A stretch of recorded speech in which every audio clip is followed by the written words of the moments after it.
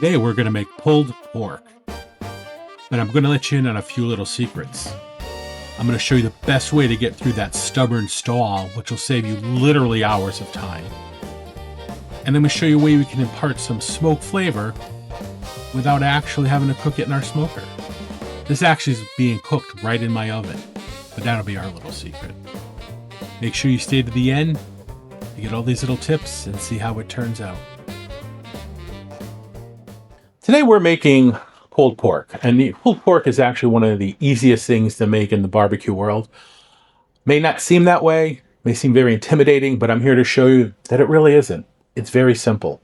What I have in front of me is a 7.5 pound pork butt, whose journey actually started yesterday, and I'll show you that, where I made a homemade rub and a homemade barbecue sauce. I will have those links attached. And I rubbed it completely, a little bit of oil on it.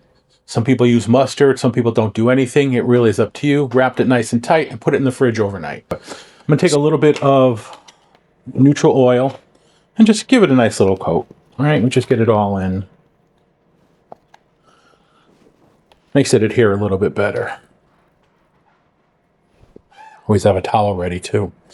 And then we're just going to liberally spread that rub.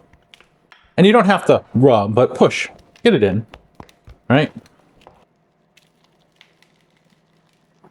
Nice thing about doing it over a sheet pan like this is that everything drops.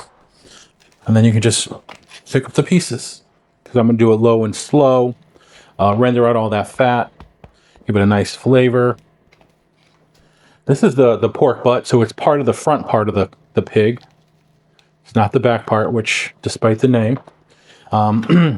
And it really is, there's probably 11 or 12 different muscles that meet in here, all with different layers of flavor and tenderness. For those who are familiar with the barbecue circuit, you'll hear about the money muscle. That's that little piece right up in here. It's an extension of the tenderloin. It's very tender, very flavorful. But that's why I like pulling it, because you're going to get a little bit of everything. So I think we look good here. I'm going to put a little bit more.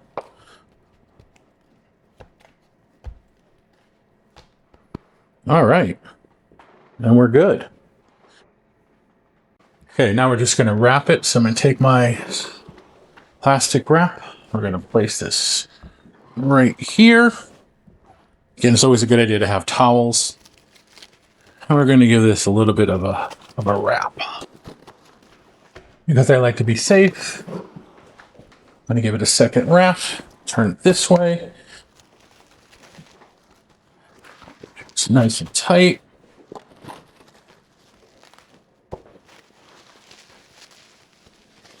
There you have it. This will go in the fridge, and part 2 of the video will be tomorrow.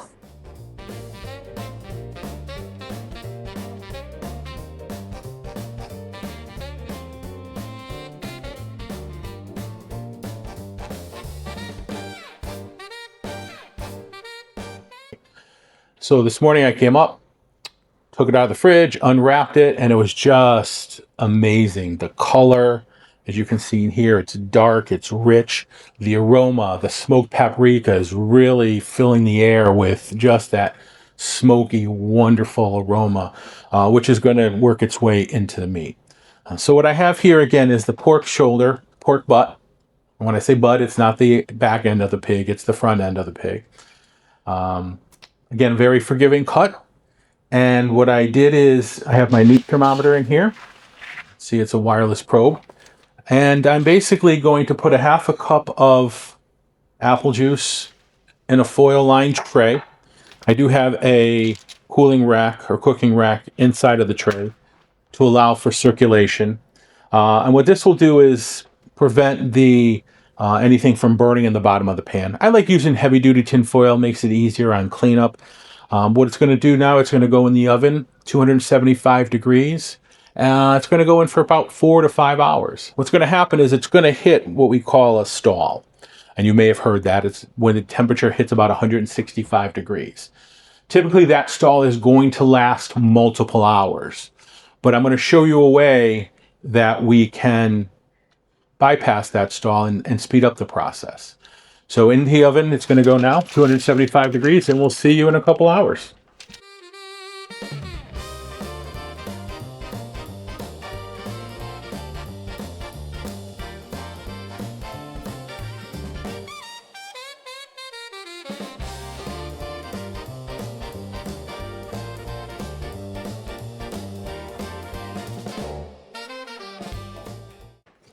All right, so the pork butt has been in for a good 5 hours. Internal temperature is about 165, so we're approaching that stall. So what I'm going to do now is put it on some foil. Just look at that color. That is absolutely gorgeous. Careful, I don't want to disturb the bark. Put it right here.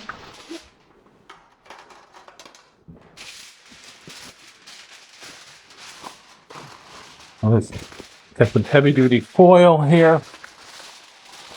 We're going to leave that wireless probe in. And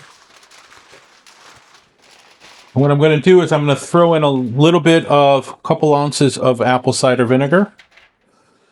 I'm going to throw in about a half a cup of apple juice. And then liquid smoke. This is going to give it that smoky flavor. Because obviously we're not cooking it outside, we're going to cook it inside. A little bit goes a long way, so maybe about a quarter teaspoon. There we go. We're going to wrap that up, seal it nice and tight. Then we're going to put it back here and back in the oven until it hits the final temperature. Because this one we are going to pull it and not slice it.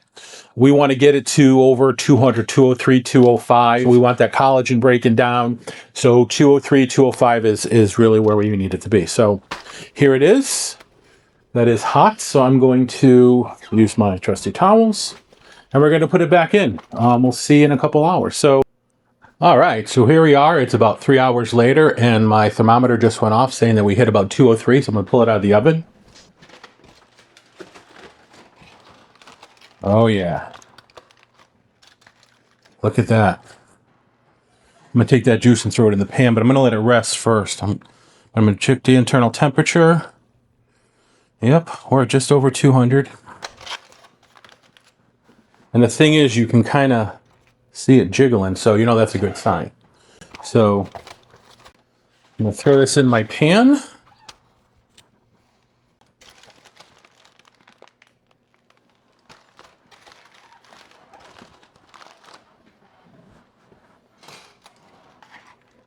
If you could smell this, this is unbelievable.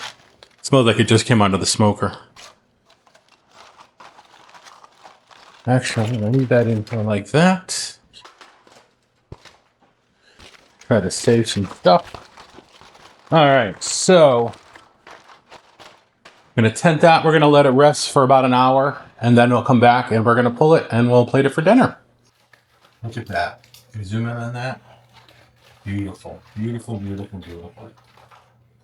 Now you know it's done when the bone just slips out that easy. So the bone there. I hold that juice in there. It's just falling apart. Oh yeah, awesome.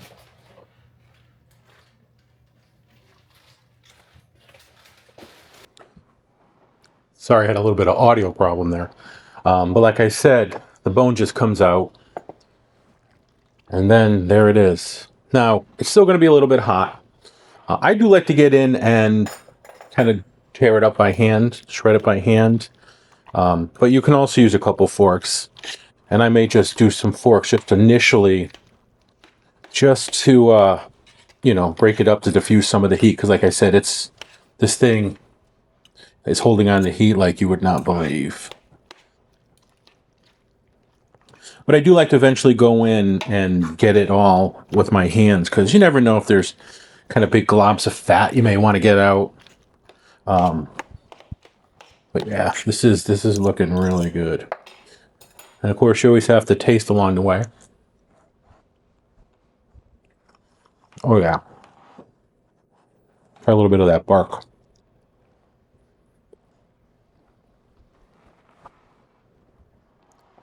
Excellent. I've even seen people use the bone to kind of tear it up. shred it up. Never really done that before. Don't think I need to. And I have some of the barbecue sauce I made. I don't typically like to drench my pulled pork in barbecue sauce. I think the meat, if it's flavored right, stands on its own. But it can't hurt to add a little bit of sauce in anyways. Not a lot. I had maybe a half a cup.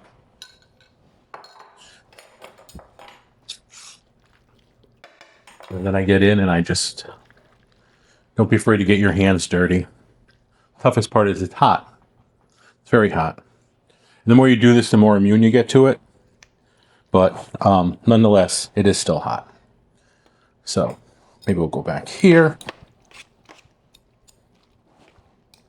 Maybe throw in the rest of that sauce.